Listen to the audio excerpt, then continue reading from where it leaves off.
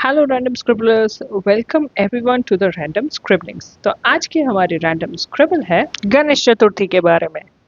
I hope आप सभी इस त्योहार को फुल ऑन एंजॉय कर रहे होंगे। तो चलिए इस त्योहार के बारे में थोड़ा बहुत जान भी लेते हैं, यानी कि इसकी थोड़ी सी हिस्ट्री जान लेते हैं। अगर मैं आपसे पूछूं कि ये त्योहार किसने शुरू किया था और अगर आपका जवाब लोकमान्य तिलक है तो आप गलत है। क्या हुआ, कंफ्यूज हो गए? Let me explain. Ganesh Chaturthi की कहानी की शुरुआत होती है 1930 से 1980 के बीच में, जिस दौरान एक ऐसे इंसान ने मराठा साम्राज्य पर राज किया जिसने पूरे मराठा साम्राज्य को एक छत के नीचे लाके खड़ा कर दिया और सबके मन में स्वराज्य का सपना बुन दिया। जी हाँ दोस्तों, ये इंसान और कोई नहीं, हम सबके गर्व और मराठा साम्राज्य के पिता समान श्री छत्रपति शिवाजी महाराज हैं। उन्होंने देखा कि युद्ध के समय बहुत जरूरी है कि लोगों के बीच एकता बनी रहे, इसलिए उन्होंने गणेश उत्सव को एक सामाजिक त्योहार के तौर पे शामिल कर लिया। और इसी तरह गणपति बप्पा, जो मंगल मूर्ति और विघ्नहर्ता है, उनके स्वराज्य के सपने का एक प्रतीक बन गए। उन्होंने गणपति उत्सव को पुणे के आसपास के क्षेत्रों में प्रमुख त्योहार के रूप में स्थापित किया। तो ये था पहला कदम, जहां गणपति बापा ने पहली बार घर की दहलीज लांगी और एकता का प्रतीक बन गए। छत्रपति शिवाजी के बाद ये सिलसिला उनके भरोसेमंद पेशवाओं ने जारी रखा।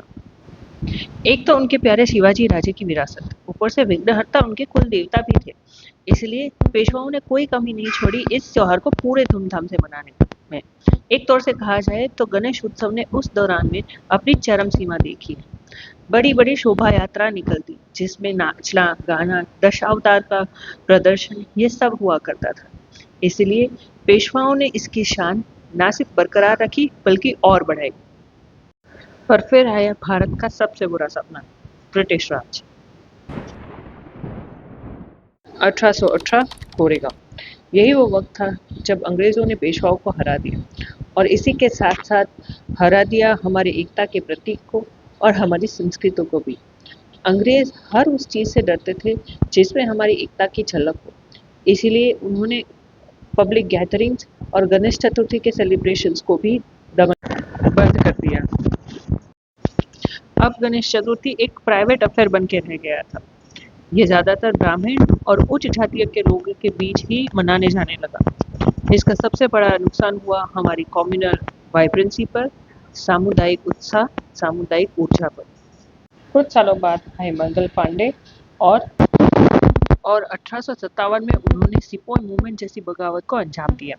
इससे अंग्रेज और भी बौखला उठे। वो समझ चुके थे कि अब भारतीयों को उनकी आवाज मिल गई है।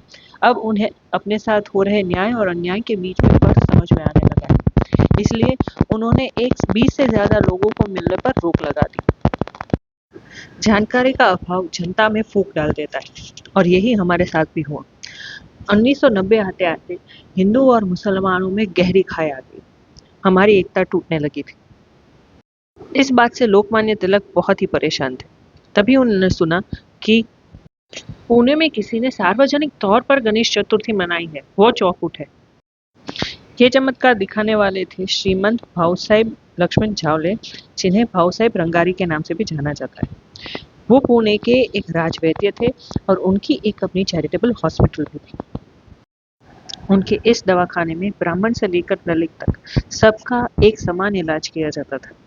वो पेशे से तो एक डॉक्टर थे, वैद्य थे, पर मन से पक्के क्रांतिकारी। उन्हें ये बिल्कुल भी पसंद नहीं था। उनका दिल इस बात से दहल उठता था कि उनका देश धर्म और जाति के नाम पर बट रहा है। इसीलिए उन्होंने 1892 में गणेश चतुर्थी को फिर से सार्वजनिक तौर पर मनाने का फैसला लिया। उन्होंने एक ही जगह पर ज्यादा लोगों को इकट्ठा करने के बजाय शोभा यात्रा निकालना ज्यादा जरूरी समझा, ताकि कोई कानून भी ना टूटे और लोग भी इकट्ठा हो सके। आप जो पिक्चर देख रहे हैं, आप जो फोटो देख रहे हैं, वो उनकी सबसे पहली शोभा यात्रा की फोटो है, सबसे पहली गणेश चतुर्थी की। यह गणेश चतुर्थी भक्ति भाव से परिपूर्ण तो थी ही, पर इसमें एक छुपा हुआ संदेश भी था जो भाऊ साहेब सबको पहुंचाना चाहते थे। अगर आप ध्यान से देखें तो भाऊ साहेब की यह जो मूर्ति है, उसमें गणेश चतुर्थी राक्षस का संहार कर रहे थे। अब आपको बताने की जरूरत तो है नहीं कि यहाँ पे राक्षस कौन था और हमें किसका संहार करने की जरूरत है। अगर आप ध्यान से देखें तो आगे बहुत से कलाकार भी बैठे हुए हैं। इस शोभा यात्रा में नाटक, भक्ति, कीर्तन के जरिए यह संदेश सभी को पहुंचाया गया। जब लोकमान्य तिलक जी को इस बात का पता चला तो वो इस कदम से बहुत प्रभावित हुए और अपनी मैगजीन केसरी में इसकी बहुत तारीफ की। फिर क्या था, लोकमान्य तिलक जी ने गणेश चतुर्थी को देश के कोने-कोने में पहुंचाने में कोई कसर नहीं छोड़ी।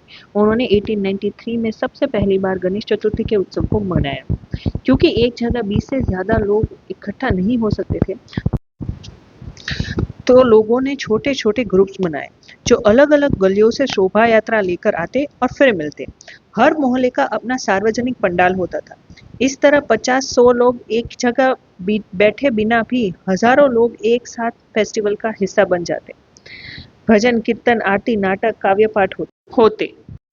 लेकिन इन्हीं नाटकों और काव्य पाठ में छुपी होती देशभक्ति और ब्रिटिश विरोध की बातें। पुलिस के सामने सब रिलीजियस लगता, लेकिन लोग समझ जाते कि इसमें राष्ट्रवादी मैसेज है, संदेश है। तो इस तरह गणेश चतुर्थी के इतिहास ने शिवाजी से लेकर बाल गंगाधर तिलक तक का सफर तय किया। अगर आपको मेरी ये वीडियो और ये इतिहास की कथा पसंद आई हो तो please please please like, share और सब्सक्राइब कर दीजिए। Thank you.